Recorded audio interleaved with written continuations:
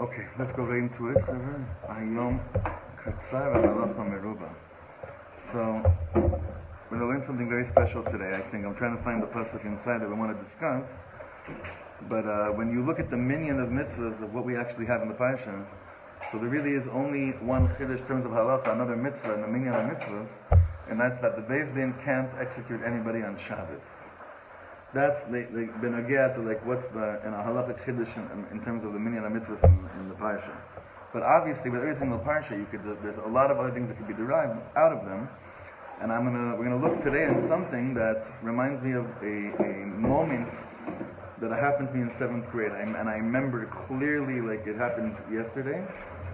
And it's because when someone really is sensitive, this is my interpretation, that when someone's really sensitive to the words of Torah, and they give it over to you with sensitivity, it sticks with you. I mean, there's a lot of stuff that I'm sure you remember that your Rabbi told you when you were, much younger, that stood out as opposed to other things.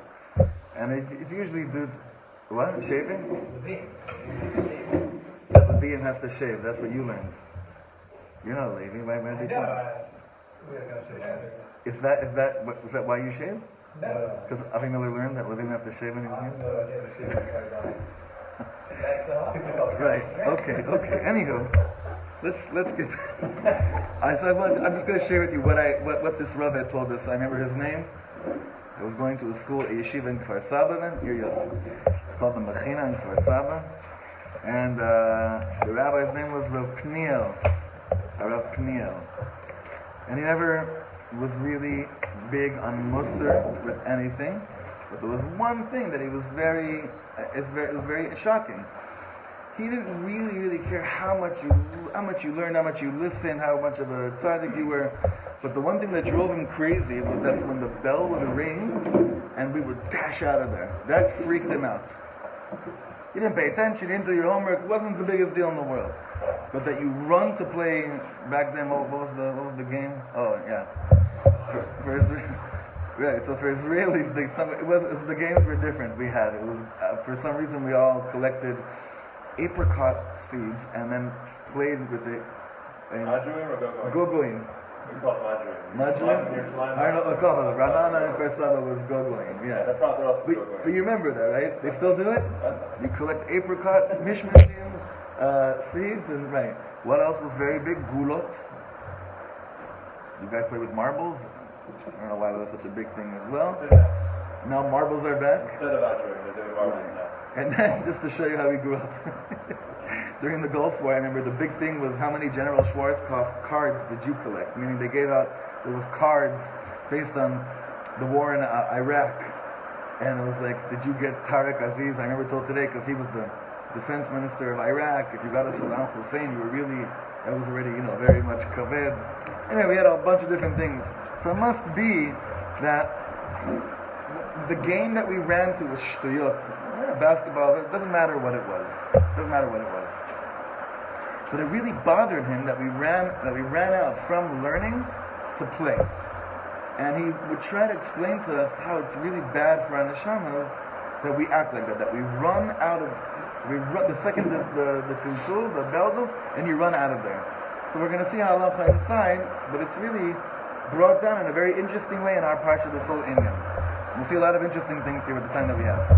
Okay, so it says, Vayetzu kol adas b'nei Yisrael lifnei Moshe. So when does this take place, this pasuk? Vayetzu kol adas b'nei Yisrael lifnei Moshe. That all of Am Yisrael were before Moshe Rabbeinu, and they all left. So this obviously happens at the beginning of the parsha. Vayakhel Moshe is kol adas b'nei Yisrael. Moshe Rabbeinu gathers everyone together. He gives over a lot. When was the last time this happened? That Moshe Rabbeinu gathered everyone together to tell them something? It wasn't really him gathering, it was the Rabbanu Shalom gathering everybody together, right? Where else does it ever happen? So according to Pshat in the Torah, this is the Vayakhel. There's a lot of midrashim that say that Moshe Rabbeinu gathered everyone, Erev Yetzias Mitzrayim and everything. But in terms of Kol Adas B'nai Yisrael, that means everyone was there. They're sitting and they're in the Beis Medrash and they're learning Torah from Moshe Rabbeinu. That's what's happening. Everyone. The second Moshe Rabbeinu is finished, Vayetzu kol adas b'nei Yisrael lifnei Moshe. everyone checks out. Let's understand what that means. Got to look in the hachayim HaKadosh, others as well, to understand what this means. So the hachayim says, "Vayetzu kol adas bnei Yisrael, perush sheyatzu kulam ke'echad bizrizus lehavi, v'lo haya b'hem echad shenis'akev mechaveru." That means, Moshe Rabbeinu said, we need nedavas lamishkan, we need kol nediv lev, we need people now to give. In other words, they already told this to give, but not on a hakel level. We already know in Parshas Truma, in Tetzavet, there's remazim to this as well. We were already told to give, but somehow gathering everyone together caused everyone to hear what Moshe Rabbeinu said, and according to the hachayim, dash out of there and bring what they're nedava for the Mishkan. Okay. So let's look at what the Netziv is saying. Milifnei Moshe, the pasuk says, "Vayetzu kol adas bnei Yisrael milifnei Moshe." Dafka, they were all before Moshe Rabbeinu. Why does the Torah say milifnei? L'shon ze milifnei mashmo sheholchu kulam le'achoreihem. You know what that means? You ever do the kotel exit? Yeah. You walking? Do you ever have any other experience that you walk backwards? You're supposed to. Your Rabbi, the Aron for sure. But even when the Aron's closed, leaving Shul, supposed to walk backwards. There's a story of Vayakhel Rebbe that his mother used to say this story about him, that this is amazing.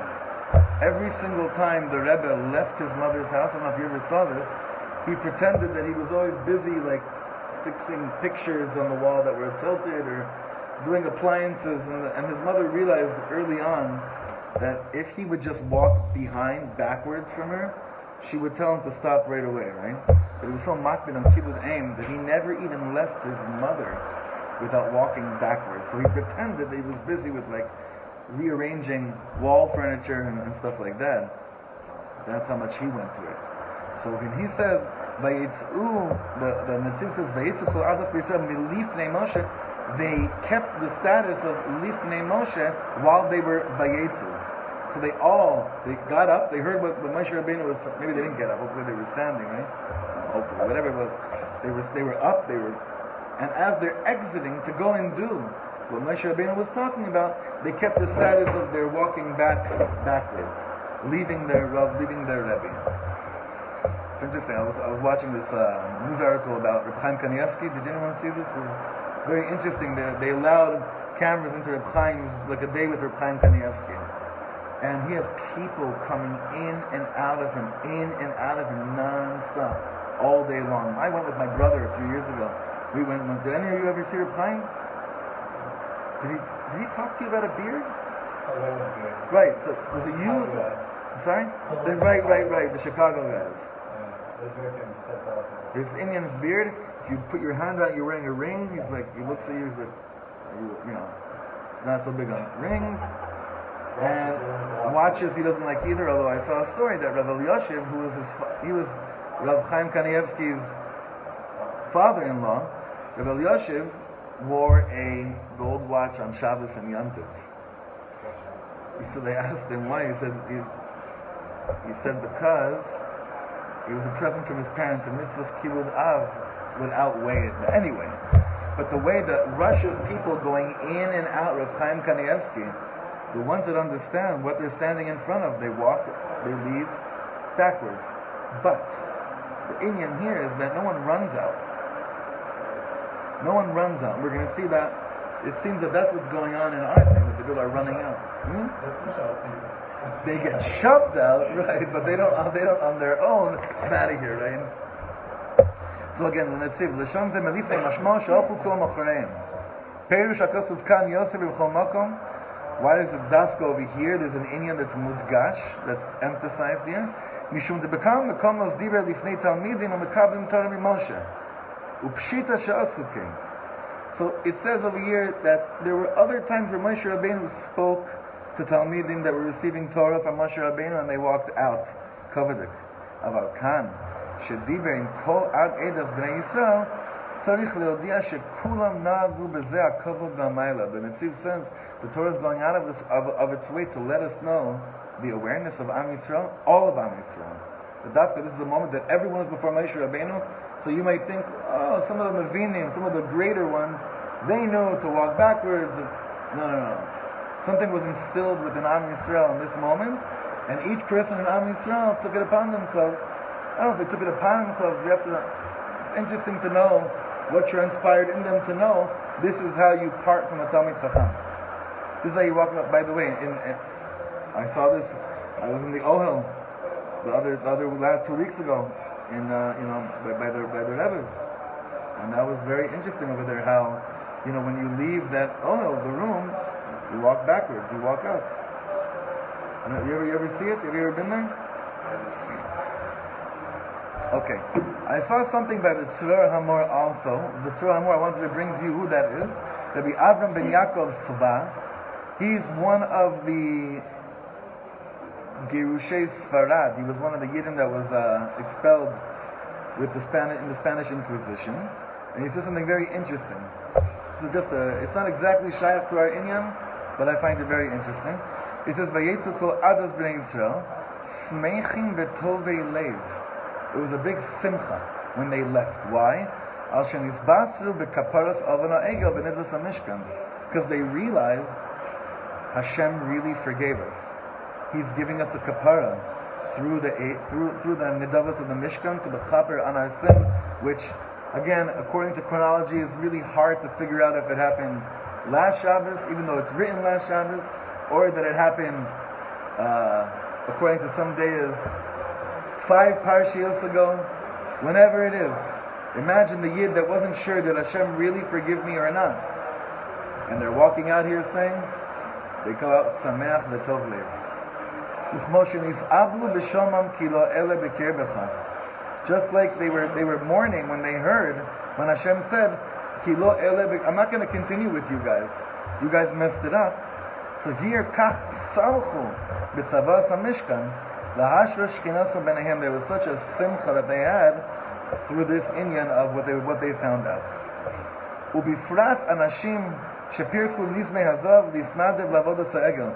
Specifically, the people that they were very big with, lemaisa, the stuff that was used to make the egel is now being used for the Akamas HaMishkan. They realized, wow, there's real kapara. We're being told here, it's going to be okay. These people obviously felt good, comfortable with physical object, which is why they made the egel in the first place. And now they're getting the Mishkan, they're getting a chance, giving them something physical to. Okay. How would they merit that they were asked from them nedavas for the Mishkan? What a simcha! Like, not only are they forgiven, but it's like one thing to say you're forgiven for what you did with the Chet HaEgel. It's another thing to say, by the way, you remember what you did?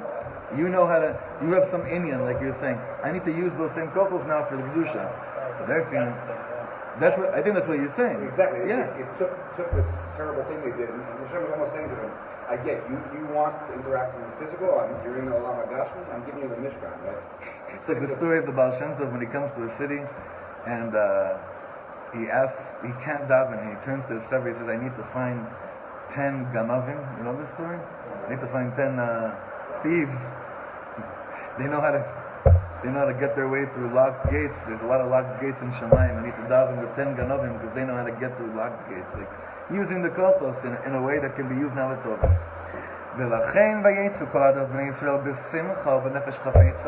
And therefore, as they leave with such simcha. So maybe this is what it means. The pasuk, when the pasuk says vayetzu, why does the dafka say vayetzu? The lashon of they left. Sheyatzu meruach kilot v'kibutz leruach nediva. They left the status of chlos. That means that they were on the brink of Vayakhel. Their time is over. Their relationship with God is done. They left that status and they went to the Ruach Nediva. They went into this new place of good things are gonna be happening to me. Okay, that's what the Tzvar Hamar is saying, the lashon of Vayetzu. But we're still left with the question mainly based on the Orachayim. What did the Orachayim say? The Orachayim said they zoomed out of there. They ran out of there, right? Yossi, can you ask Ari? It's really, really irritating. There's so much noise. Just ask him to either make the call later or just to wait it, if he could talk lower. You hear it? Okay, thank you. The Shulchan Aruch, and see if you, huh? They ran out or they were running queue. And they running from view when he had bought them? Or they're like running from Sheyatzu kulam ke'echad b'zrizus. He's the dagesh here as in the zrizus aspect. They, it is a positive. It's not a bad thing. Like, oh, I'm out of here. No. It's a positive. The inyan is, even if it's a positive, is it mutter? That's the shayla. Now Allah is going to bring this down, and it makes it even more difficult. I'm sorry, I forgot which simon this was. It's one of the, I forget which simon, but we'll see if you'd base whatever simon it was. I forgot to bring it down. Mitzvah larutz ksheholech lebeis hakneses. Okay, when you're going to shul, run. V'chen l'chol dvar mitzvah. I'm regarding every word mitzvah. But afilu b'Shabbos, she'asur lifsoa psia gasa. We say on Shabbos you're not supposed to be running because it's psia gasa. But he's saying even on Shabbos, if it's for shul, you run. And this goes against the first mitzvah is talk about keeping Shabbos after the Mishkan, right? And we say because the Jews were so excited to build the Mishkan, right, so that you can't do it on Shabbos. Right. So if that was the Havamina, so why would there be like a problem over here? What's the shayla? I'm not following you. If they thought the Torah, I think Rashi says that we discussed keeping Shabbos right after building the Mishkan. So the reason is because we thought that maybe you're allowed to build the Mishkan on Shabbos. Right. So if you're allowed to build the Mishkan on Shabbos, so then of course you're allowed to run out from Louis Knemosh to build the Mishkan. Like what's the... It could be, but the Shaila can also come. It's like, wait a second. When is it always mutter, or is it? How do I know when it's always mutter or when it's not mutter? How do I know this? Because the Havamina was to be called Shabbos, of course. So like we from... No, why is the Havamina? Oh, because of Tzibur Nechas Mishkan. I hear, but listen, if I just learned this halacha on its own without the context of Parshas Vayakhel, the halacha says to me, it's a mitzvah to run, we didn't finish it, it's a mitzvah to run to shul, and then for every mitzvah, even on Shabbos, that's not the dagesh. The emphasis here is, asur larutz. That's the problem we're having. Isn't that, I think that the next halacha is the same, unless you're going to the big rush, and then you can run. Well, we're going to learn that next halacha through the Satmer Rebbe. Because obviously, this is not a complicated shear, it's just sharpening something. We all know, obviously, they didn't run to go play go-goyim. They weren't like, okay, shear's done, let's go shoot hoops. It wasn't that. Obviously it was for something, but is the halacha, I guess some could say in today's world, what do you mean? Shooting hoops is absolute, it's the base medrash of the outside, it's avodas hakodesh. So it should be mutter for me to go and run to that. If my machshava is that I'm working on my mishkan in order for there to be shechina in my body. No, you don't buy it. I don't know, not me. But really, you don't exercise because you think it's healthy? I do. Okay, so I'm trying to give everyone here like I appreciate it. But you're not taking it. Okay. That's very good. I wish I could think that way. I'm just not there yet. Okay. Let's see how this is the Divriyah. The Divriyah is the Satmer Rebbe. Okay? Kodesh Elyon. The holiest of the holy, there's the Satmer Rebbe. Kaiman brachos vav. It says in the Gemara brachos like this. The asur larutz ksheyotzei beit hakneset. Why is it asur to run out? It's very obvious. Kedei shelo tera'eh alav yeshivat beit hakneset kemasoy. So that if, usually when you run from something, you run from it because it's a burden. So he's saying over here, that's why the Gemara says over there, that's why we generally do not, it's also to run from something that should never be perceived as a burden. Talmud Torah shul should never be perceived as a burden.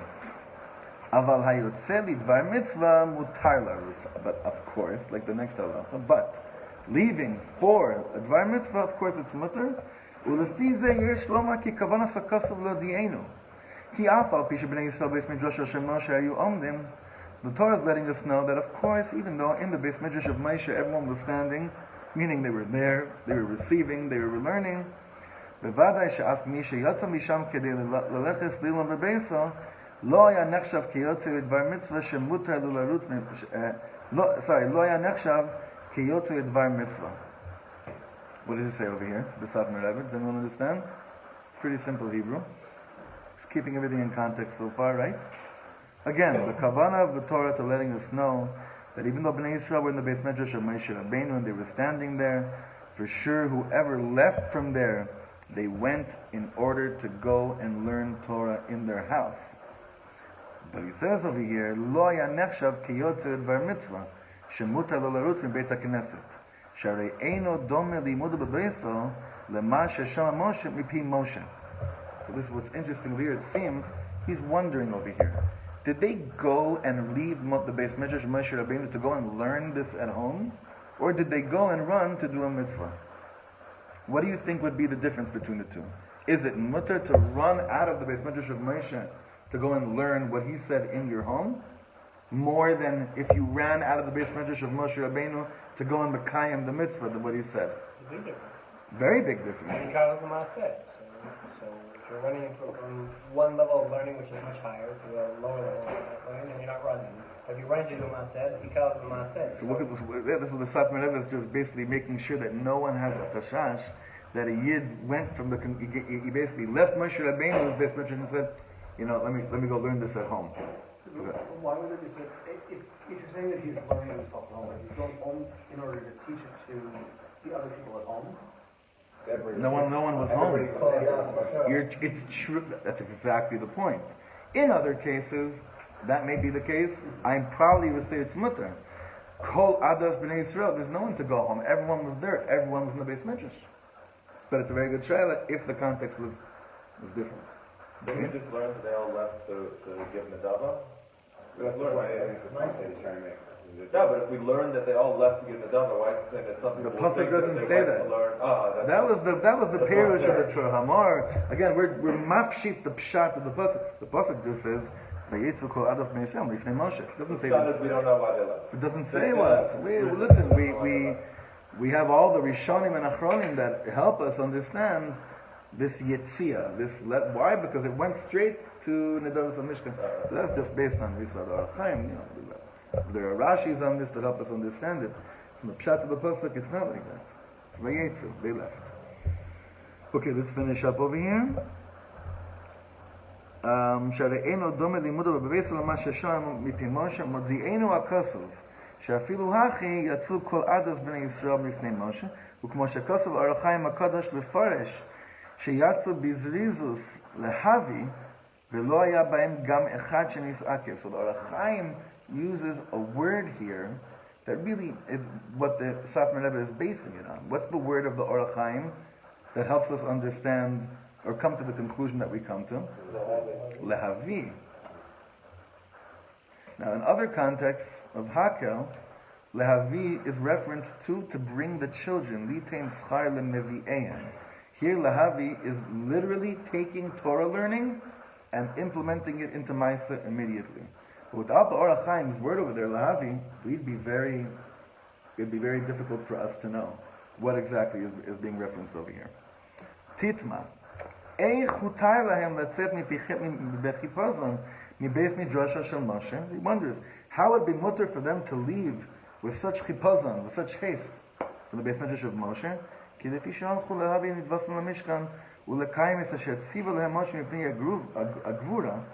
Since they went to go bring their nedava to the Mishkan and to be mekayim what they were just taught by Moshe Rabbeinu mipi hagvura, which means this was coming straight from the boss upstairs.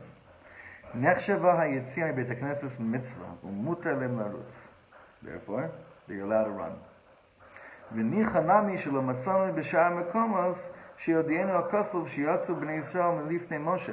He's saying over here, this is a person that knows the Kol HaTorah Kula, knows that this Lashon does not show up anywhere else in the Torah.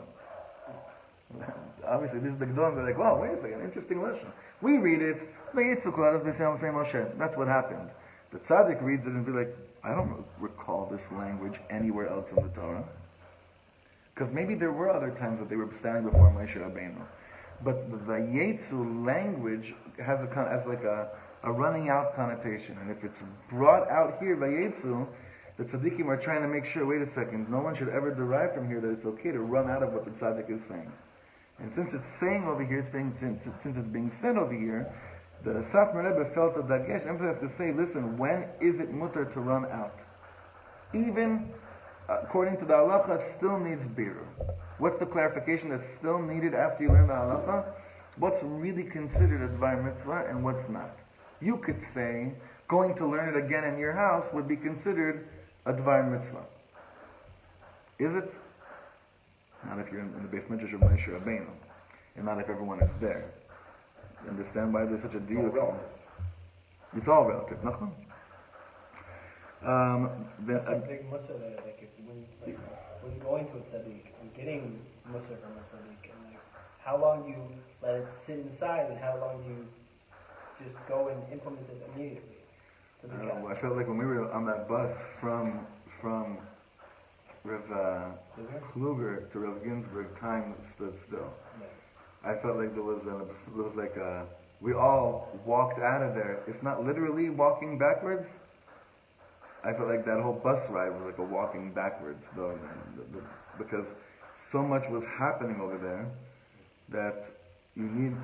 The cover is like, figuratively speaking, how do I walk out backwards from the Beis Midrash? You don't want to lose sight of what the Rabbi is just told. Right. Or let's say davening. Okay, when you run out of shul from davening, you're also like, okay, I'm done, I'm fine, right? No, you have to be much more sensitive to it even here, like when we walk out of shul. This consciousness of Vayetzu kol adas Yisrael b'fnei Moshe. The shani hacha shayisa yetzia mitzvah.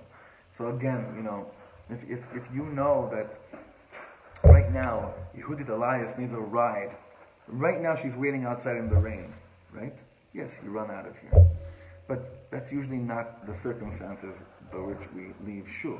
Baruch Hashem, here I'm not saying that, I'm not trying to give any Muslim, I'm just saying the Torah, we have a pasuk here that we just read on Shabbos just like this, and look how the tzaddikim are trying to make sure we understand how to conduct ourselves properly.